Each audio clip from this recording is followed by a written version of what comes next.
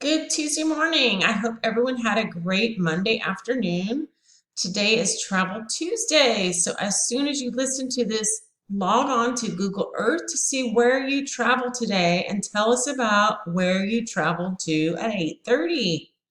At 9:45 in literacy, we will be making connections with learning the reading strategy of text to world with a story.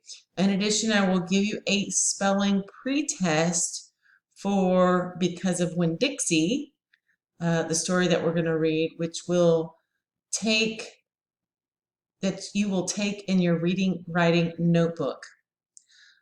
Uh, This will be a start for a routine we will do when introducing a new story of the week. In math at 10:45, we will continue reviewing the three forms of numbers with a group practice on Zoom, and then you will do an independent practice on your own.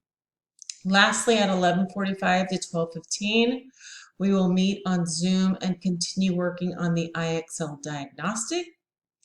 Be ready to tell us where you traveled to this morning, and let's make it a great Tuesday. See y'all at 8:30, coming very shortly.